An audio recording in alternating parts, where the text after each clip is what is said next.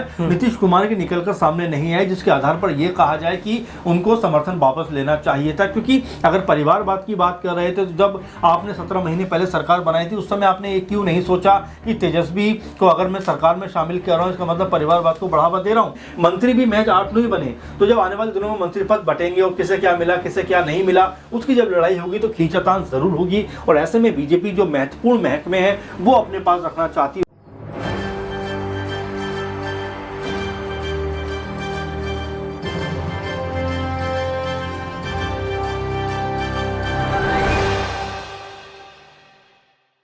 नमस्कार, मैं दौलत शर्मा और आप देखना शुरू कर चुके हैं SPN 9 न्यूज और स्वागत है आपका हमारे खास कार्यक्रम सिंहासन 2024 का में। 2024 की शुरुआत से ही जो ये सिंहासन है यानी पीएम कुर्सी पे बैठने की चाह कई नेताओं की सामने आई। नीतीश कुमार कह लीजिए, मल्लिकार्जुन खड़गे कह लीजिए और राहुल गांधी तो पिछले 10 सालों से इसी चाह में है कि कब मैं पीएम बन जाऊं और कब जनता मेरे को प्रधानमंत्री राहुल गांधी कह के बुलाए। ये उनकी जाती इच्छा है ये उनकी पार्टी की इच्छा है। लगातार उनकी पार्टी के लोग ये चाहते हैं, उनके समर्थक ये चाहते हैं, लेकिन ये सपना अभी 10 साल से मात्र सपना ही रह गया। लेकिन इसमें एंट्री होती है नीतीश कुमार की, जो 2013 में अपने आप को मान चुके थे कि मैं एनडीए की तरफ से उम्मीदवार हूं प्रधानमंत्री का। लेकिन यहां पर एंट्री होती है नरेंद्र मोदी की और पूरी तरीके से सब चौंक जाते हैं कि कैसे एक मुख्यमंत्री को तुरंत यहां पर पीएम पद के लिए नॉमिनेट कर दिया गया या फिर पीएम पद के तौर पर दिखाया गया। और 2014 में पीएम पद के तौर पर यहां पर नरेंद्र मोदी की जीत भी हो जाती है और नीतीश कुमार और राहुल गांधी खड़े खड़े यहां पर देखते रह जाते हैं।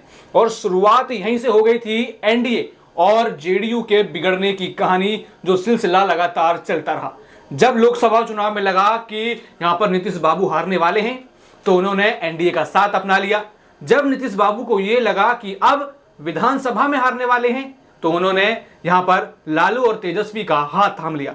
और अब फिर यहां पर किस्मत उनको लोकसभा चुनाव के सामने लेकर आ गई है और फिर दोबारा यहां पर नीतीश बाबू का मन बदल गया तो उन्होंने कहा चलो एक बार और ही सही सीएम पद की यहां पर शपथ ले ली जाए। और फिर दोबारा उन्होंने सीएम पद की शपथ ली और एनडीए के साथ नाता जोड़ लिया, क्योंकि लोकसभा चुनावों में यहां पर जेडीयू की ताकत बढ़ानी है।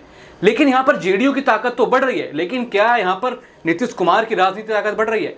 क्या यहां पर नीतीश कुमार के नेताओं की ताकत बढ़ रही है? क्या यहां पर नीतीश कुमार के नेताओं की जो पहचान है वो बढ़ रही है? या फिर नीतीश कुमार के साथ साथ उनके नेताओं को भी दगाबाज कहा जा रहा है? क्या उनके नेताओं को भी कहा जा रहा है कि जैसे नीतीश कुमार जी पलटी मार लेते हैं वैसे भी इनके सभी विधायक बाबू कभी ना कभी पलटी मार लेंगे? यानी पलटी मारने के चक्कर में जनता का काम लगातार यहां पर रुकता हुआ नजर आता है। और 2024 में जैसे मौसम तो सर्दीला है शुरुआत से ही, जनवरी की बात करें तो, लेकिन यहां पर राजनीति का माहौल गर्म 1 तारीख से ही हो गया था। ऐलान हो गया था कि भारत जोड़ो न्याय यात्रा होगी, ऐलान हो गया था कि इंडिया गठबंधन जनवरी के आखिरी तक सीट शेयरिंग कर लेगी। लेकिन इसमें भी कई सारी चीजें अटक गई। यहाँ पर ममता बनर्जी नहीं मान रही, नीतीश कुमार बाबू तो रूठ ही गए हैं। यहाँ पर जब खड़गे को कहा गया कि आप पीएम बन जाइए, वो पीएम नहीं बने और इस बात से कई बड़े बड़े लोग यहाँ पर नाराज हो गए कि यहाँ पर कई सारे लोग ताक में बैठे हैं और तुरंत ऐसे कैसे यहाँ पर मल्लिकार्जुन खड़गे का नाम ले लिया गया और कहा गया इंडिया अलायंस में दरार पड़ना वहीं से ही शुरू हो गई और अब इंडिया अलायंस पूरी तरीके से बिखर चुका है। लेकिन बिहार की नई सत्ता भी क्या ऐसे ही इस इंडिया अलायंस की तरह बिखर जाएगी? क्या ये बिहार की सत्ता फ्लोर टेस्ट यहां पर पास कर पाएगी? क्योंकि तेजस्वी का वो बयान शायद नीतीश कुमार के दिमाग में घूम रहा होगा कि नीतीश बाबू खेल अभी बाकी है और अब मैं बड़ा खेल यहां पर खेलने वाला हूं। कहीं ना कहीं जेडीयू के हर विधायक के दिमाग में यह बयान गूंज रहा होगा। लालू यादव जिन्होंने पिछली रात सरकार खो दी और अगली सुबह उन्हें ईडी दफ्तर में 9 घंटे बिताने पड़े, उसके बाद तेजस्वी यादव को 8 घंटे यहां पर बिताने पड़े और कहीं ना कहीं यहां पर उन्होंने मन बनाया होगा कि अब नीतीश बाबू को उनकी ही दवाई यहां पर पिलानी होगी। ये प्लान लगातार आरजेडी बना रही है और अब जब विधानसभा में यहां पर जेडीयू और बीजेपी का एक गठबंधन अपनी ताकत से उतरेगा तो कहा जा रहा है कि फ्लोर टेस्ट यहां पर मांगा जाएगा और फ्लोर टेस्ट में कहीं ना कहीं नीतीश कुमार के कदम लड़खड़ा सकते हैं। और जब फ्लोर टेस्ट की बात यहां पर लालू प्रसाद यादव और तेजस्वी यादव की तरफ से की जाएगी तो कहीं ना कहीं घबराहट नीतीश बाबू के चेहरे पर देखी जा सकती है। और तो क्या वो ऐसी घबराहट में फिर दोबारा पाला बदलेंगे? कई सारे सवाल हैं, कई सारे विवाद हैं। और यहाँ पर सबसे पहला सवाल अमन सर से करेंगे। अमन सर, यहाँ पर आपने देखा कि बिहार की राजनीति कैसे पलक झपकते बदल गई। यहाँ पर नीतीश बाबू, उनका बयान बड़ा फेमस हुआ था कि मर जाएंगे लेकिन इनके पास नहीं जाएंगे, जहां वो एनडीए को कहते हैं। लेकिन अब जब लगा कि लोकसभा चुनाव में पार्टी मर रही है तो तुरंत एनडीए के पास पहुंच गए। लेकिन क्या अब लालू कहीं ना कहीं उनके उस बयान को याद दिलाएंगे और फ्लोर टेस्ट में क्या विधानसभा के अंदर अब नीतीश लड़खड़ाते हुए नजर आएंगे? नीतीश क्या घबराएंगे या फिर वापस लालू के पास वो माफी मांगते हुए चले जाएंगे? देखिए बिल्कुल, और जिस तरह से आपने नीतीश कुमार का जिक्र किया, जाहिर बात है कि आज भी उनका बयान आया और लगातार वो ये बात कह रहे हैं कि भाई जो इंडी गठबंधन बना था मैं तो उसके नाम से खुश नहीं था और मैंने इसको कहा भी लेकिन किसी ने मेरी बात नहीं सुनी। इसके अलावा उन्होंने कहा कि कोई भी जो दल है वो एक दूसरे की बात मानने को तैयार नहीं। कांग्रेस पार्टी ने अभी तक सीट शेयरिंग के ऊपर कोई भी जो चर्चा नहीं की है, कोई भी बात तय नहीं की है, इसीलिए मैं नाराज होकर इस तरफ आ गया। लेकिन क्या ये सिर्फ बात काफ़ी है? क्योंकि देखा जाए तो लालू के साथ में उनकी दोस्ती काफी पुरानी है और इस बार जब वो आए थे तो बड़ा मन बनाकर आए थे और हर कोई ये मान रहा था कि अब वो बीजेपी में वापस नहीं जाएंगे। खुद जिस तरह आपने जिक्र किया कि जो नीतीश कुमार हैं वो भी ये बात कहते हुए दिखाई पड़े कि भाई मैं मर जाना पसंद करूंगा लेकिन बीजेपी में नहीं जाऊंगा। यही सारी बातें हैं जो कहीं ना कहीं नीतीश कुमार को लगातार कटघरे में खड़ी कर रहे हैं। लगातार ये लोग यही पूछ रहे हैं कि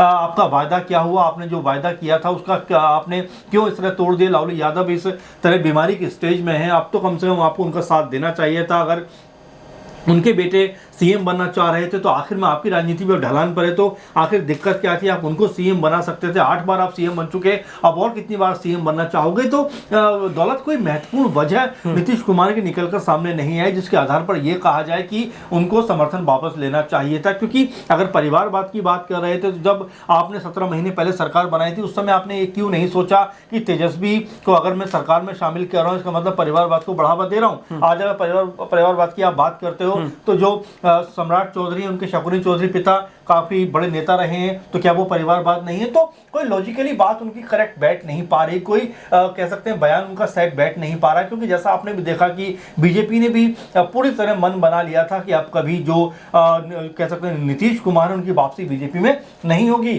खुद जो गृह मंत्री हैं अमित शाह वो जाते हैं बिहार में और ललकार कर कहते हैं कि नीतीश बाबू आपके लिए सारे दरवाजे अब बंद हो चुके हैं। तो आखिर क्या मजबूरी है कि बीजेपी को तमाम बार अपनी बातों से पीछे हटना पड़ता है? और कह सकते हैं कि जब आप कह चुके हैं कि भाई नीतीश के लिए सारे दरवाजे बंद हो चुके हैं, इतनी बड़ी पार्टी है तो आखिर क्या नीतीश की जरूरत आपको है? आप तो कहते हैं कि पीएम मोदी अकेले काफी हैं। तो ऐसे में आप जो अपने वायदों से हट रहे हैं तो कहीं ना कहीं आप भी अपनी चीजों के साथ में समझौता कर रहे हैं। और ये बात कहीं ना कहीं आपके अंदर भी है कि अगर नीतीश कुमार हमारे साथ में नहीं आए तो बिहार में हमारे साथ उलटफेर हो सकता है। क्योंकि अगर आप देखें तो बिहार में आरजेडी और जेडीयू की मिलाकर जिस तरह सीटें हैं वो अपने आप में ये बताता है कि अगर दोनों साथ मिलकर चुनाव लड़ते हैं तो यहाँ से बीजेपी को मुश्किलों का सामना करना पड़ सकता था। तो यही बात है, कहीं ना कहीं बीजेपी ने दिमाग लगाया और जेडीयू को अपने खेमे में एक बार फिर से खींच लिया।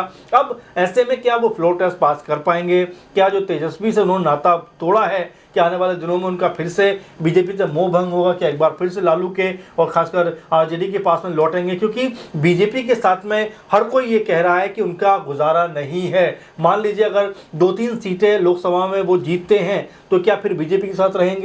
और अगर बीजेपी लगातार उनको जिस तरह से देखा भी जा रहा है कि तमाम सहयोगी जो दल हैं, खासकर चिराग पासवान, पारस जो पशुपति पारस हैं, मांझी हैं, इसके अलावा उपेंद्र कुशवाहा हैं, मुकेश सहनी हैं और ये तमाम जो लोग हैं ये भी लगातार लोकसभा में सीटों की मांग कर रहे हैं। तो ऐसे में बीजेपी क्या सिर्फ 20 सीटों पर चुनाव लड़ती हुई नजर आएगी? क्या 10-12 सीटों पर चुनाव लड़ती हुई नजर आएगी? तो कई ऐसी बातें हैं जो कहीं ना कहीं बीजेपी के लिए पेच फंसेगा और साथ में जेडीयू के भी पेच फंसेगा। तो यही अब जो सियासी जानकार कह रहे हैं कि अगर ऐसा होता है तो नीतीश कुमार वापस जो है आरजेडी के पास लौटकर आएंगे। ये पूरा बिहार में मुद्दा हुआ। यहाँ पर इंडिया अलायंस में एक घटक पार्टी है, बड़ी पार्टी है यहाँ पर कांग्रेस पार्टी। उनके वरिष्ठ नेता राहुल गांधी ने एक शब्द नहीं बोला, हालांकि जोक सुनाया वो अलग बात है यहाँ पर, लेकिन सीरियस होकर यहाँ पर गठबंधन की बात नहीं की।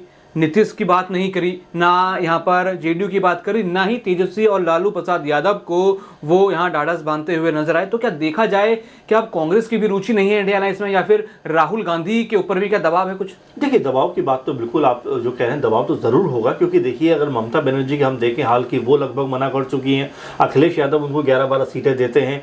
पंजाब में आम आदमी पार्टी मना ही कर देती है। झारखंड का हाल आप देख ही रहे हैं, क्या वहाँ पर चल रहा है ईडी का तमाम तरह से। तो बिल्कुल कांग्रेस पार्टी कहने में फंसी हुई है, परेशान भी है। तो ऐसे में क्या जो राहुल गांधी है आने वाले दिनों में, क्योंकि बड़े सिलेक्टिव तरीके से वो अपने भाषण बयानबाजी कर रहे हैं, क्योंकि नीतीश के ऊपर अभी तक खुलकर उन्होंने हमला नहीं बोला है। जरूर ये बात कही है कि भाई जो राज्य सब उसमें जब सदन में जाकर शपथ लेते हैं, राज्य भवन में शपथ लेते हैं, उसके बाद जब वो चले जाते हैं 15 मिनट के बाद जो वापस आते हैं, राज्यपाल कहते हैं अरे अभी तो सरकार बने 15 मिनट भी नहीं हुए, क्या हुआ? तो इस तरह जुमला उछालते हैं, लेकिन उसका कोई बहुत महत्व नहीं है। और यही बात आपने सही कही कि अभी तक कोई गंभीर रूप से उन्होंने कह सकते हैं कि जो बयान है वो नहीं दिया नीतीश को लेकर। तो हर कोई यही कह रहा है कि क्या कोई संभावना है अभी वापस लौटने की, क्योंकि हो सकता है कि 15-16 सीटें पर अगर जेडीयू लड़ती है और 12-15 सीटें अगर जीत भी जाती है तो आने वाले दिनों में गठबंधन तोड़ के फिर इंडी गठबंधन में भी आ सकती है। तो संभावनाओं के जो दौर है वो खत्म नहीं हुए, क्योंकि नीतीश कुमार जिस तरह से पलटी मारते रहे हैं, उनके इतिहास को देखते हुए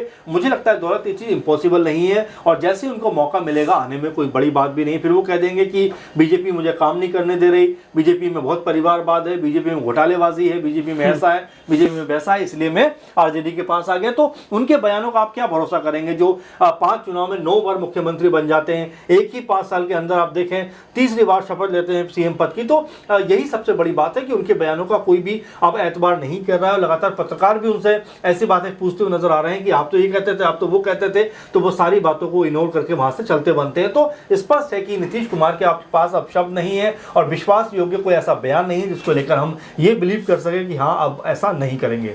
एक आखिरी सवाल यहाँ पर होगा कि क्या जेडीयू में या बीजेपी में कुछ ऐसे लोग हैं कि नीतीश के आने के बाद यहाँ पर बीजेपी के उन नेताओं को कहीं ना कहीं ठेस पहुंची हो? क्या जेडीयू के ऐसे लोग हैं जो बीजेपी में नहीं जाना चाहते? तो क्या ये दोनों लोग मिलकर, क्या दोनों नेता या कह लीजिए कुछ लोग मिलकर यहाँ पर बड़ा खेल नीतीश के साथ खेल सकते हैं? यानी ये जो नई नवेली सरकार है इसमें फूट उन्हीं के नेता डाल सकते हैं? देखिए बिल्कुल, जो कह सकते हैं उप मुख्यमंत्री बने हैं सम्राट चौधरी, अगर आपको ठीक से बयान उनका याद हो, अभी कुछ आज ये कल में उन्होंने बयान दिया, उन्होंने कहा है कि मेरे पिता नहीं चाहते थे कि मैं नीतीश कुमार के साथ में सरकार बनाऊं, उनके साथ जाऊं, ये उनका स्टेटमेंट है। इससे पहले भी आपने उनके पिता का स्टेटमेंट देखा होगा कि वो पिता को, अपने बेटे को सीएम बनता हुआ देखना चाहते थे। तो आप महत्वाकांक्षाएं देख लीजिए किस तरह से बीजेपी के तमाम सारे नेताओं की महत्वाकांक्षाएं हैं। वो नहीं चाहते कि नीतीश कुमार सीएम के पद पर बहुत समय तक रहें और बहुत समय तक बने रहें, ये उनकी चाह बिल्कुल भी नहीं है, चाहे सम्राट चौधरी हो, विजय सिन्हा हो या कोई और भी नेता हो, क्योंकि लगातार आपस में जो रार है वो हमें देखने को मिली है, लगातार जो बयानबाजी है और ऐसी बयानबाजी जिसके ऊपर नीतीश कुमार को सदन में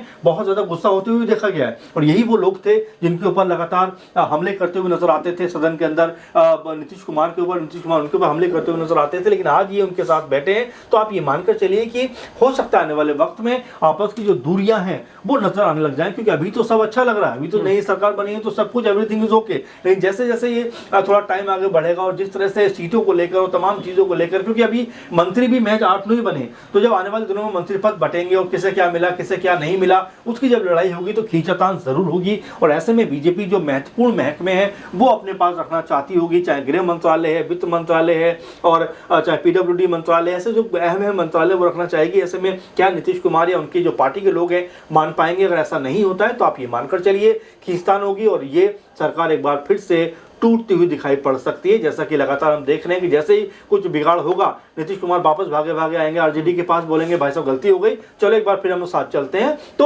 आरजेडी के पास भी कोई ऑप्शन नहीं होगा, वही बोलेगा ठीक है हम साथ काम करते हैं। तो ये चल रहा है बिहार के अंदर, क्योंकि इस बात पर बिलीव नहीं किया जा सकता कि नीतीश कुमार पलटी नहीं मारेंगे। बिल्कुल, यहाँ पर पलटी मारना कहीं ना कहीं ये दिखाता है कि राजनीति में मौका परस्ती का इंतजार हर कोई करता है, हर कोई यहाँ पर मौका ढूंढता है कि हमको ये कुर्सी मिल सके, ये सीट मिल सके।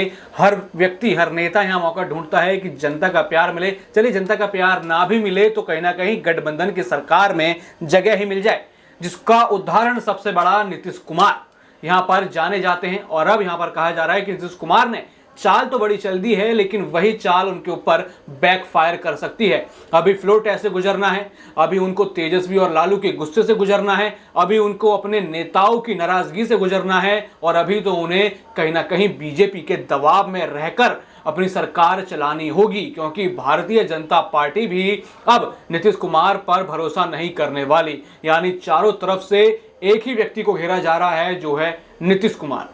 तो देखना होगा कि अब इस नई नवेली सरकार का क्या होगा। क्या यहाँ पर फ्लोर टेस्ट में नीतीश कुमार घबराकर क्या वापस आरजेडी का हाथ थाम लेंगे, और ऐसे में क्या बीजेपी फिर दोबारा यहाँ पर बिहार में अकेली रह जाएगी। बाकी और भी ऐसी खबरें जानने के लिए देखते रहिए SPN9 न्यूज़। धन्यवाद।